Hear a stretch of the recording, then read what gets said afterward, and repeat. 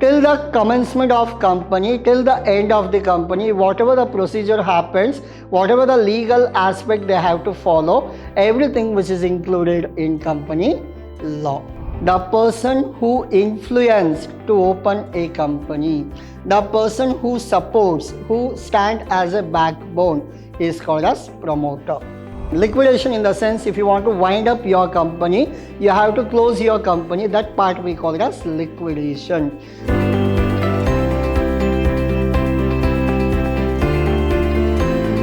A warm welcome to one and all. This is your Adasa here, lecturing Vidhyaashram First Grade College, the Temple of Excellence. Now we are discussing your topic called company law. This is your first class, as well as we can call it as introduction class. In case of introduction class, we will discuss only about the syllabus, your marks allocation, and the objective of studying this particular topic. Now, as you know that the law is a broad subject or broad topic, we have company law as well as commercial law. Now, under company law, it is all about the formation of company, all related to company related. And if you go for commercial law, the commercial law related to your Sale of Goods Act, Contract Act, negotiable instrument. These are the topics we study in your commercial law. In the company law, it is all about the formation of company, types of company, all the share capital, everything will come under your company law. The first part, the objective. What is the objective of studying this particular topic? Now, to enable the student to understand the types of companies incorporated in India and the promoters involved in forming a company and company administration till its liquidation. So, till the commencement of company, till the end of the company, whatever the procedure happens, whatever the legal aspect they have to follow, everything which is included in company law. Next, your outcomes. If you study this topic, the outcome will be like, the student will understand the framework of Companies Act 2013. So now we are going with the Companies Act what? 2013. Now, identify the stages of formation and documents involved in the formation of company. How it is started, how the formation happened, everything you will understand in this. Next, role of managerial personnel and procedure of conducting company meeting. How to conduct meeting, who are the authorized person to conduct meeting, each and everything you will understand in this topic. Now, the unit 1, there are total 5 units are there. I'll explain you, will not go in depth, just I'll give you brief idea about what is that topic. Now, meaning and definition. Under the first unit, you will learn what is the meaning and definition of company law. Features of Companies Act. Types of companies like private, public. There are many types are there on the basis of its holding, on the basis of the formation. The company are classified into various types. Limited by shares, company limited by guarantee, unlimited, one-person company. Earlier, one-person company was not there. In the recent year 2013 Companies Act, they have implemented the word called one-person company. We will understand what is one-person company. Holding and subsidiary companies, government company, associate companies. These are the things which comes under your introduction of company as well as your unit number 1. The second part will be formation of company. How do you form? How do you start up? How do you initiate your company? That is called as formation of company. Now, the introduction part, steps involved in the formation, position and functions of promoters. Who are the promoters? The person who influenced to open a company, the person who supports, who stand as a backbone is called as promoter.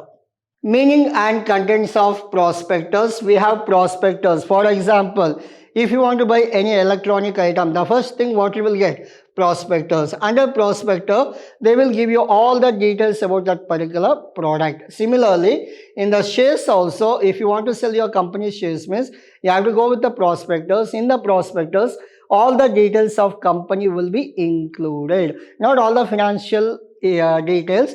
Whatever the amount generated from the shareholders, where do they invest? That information will be there.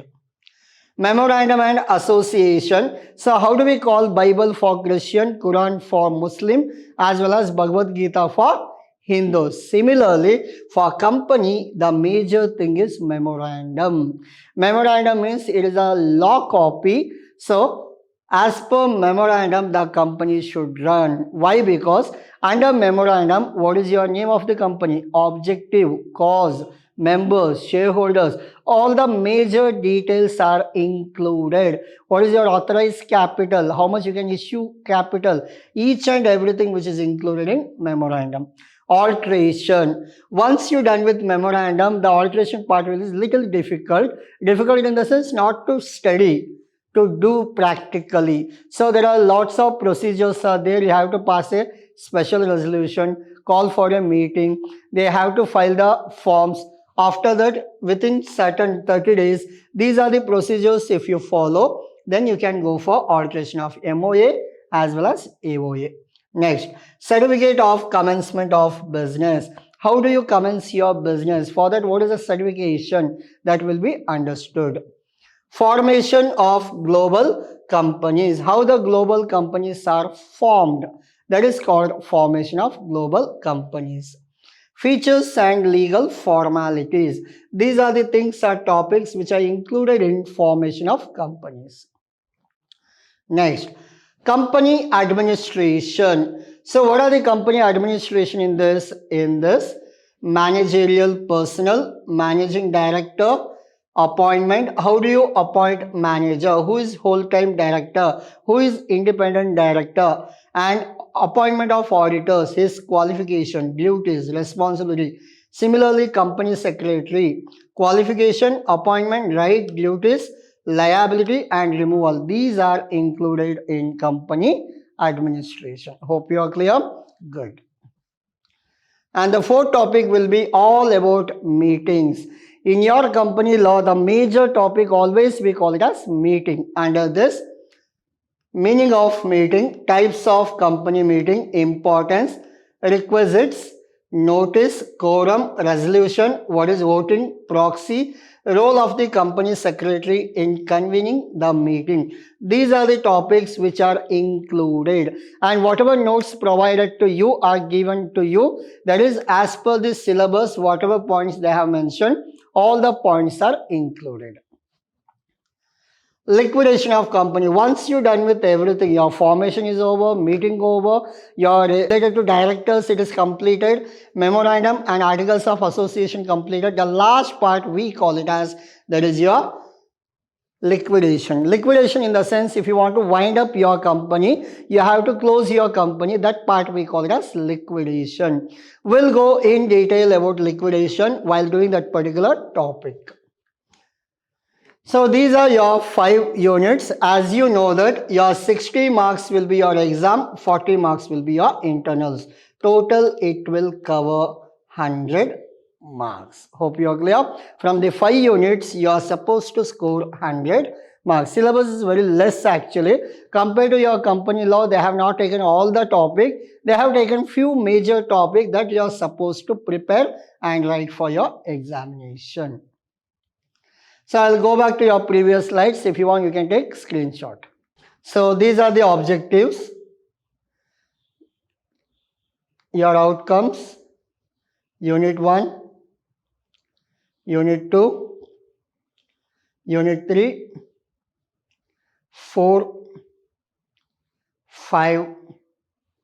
So this is all about your today's session. We got clear idea about what is your subject and what are the topics which are included in your subject. We'll go in detail of each topic that is very important for your examination. Thank you.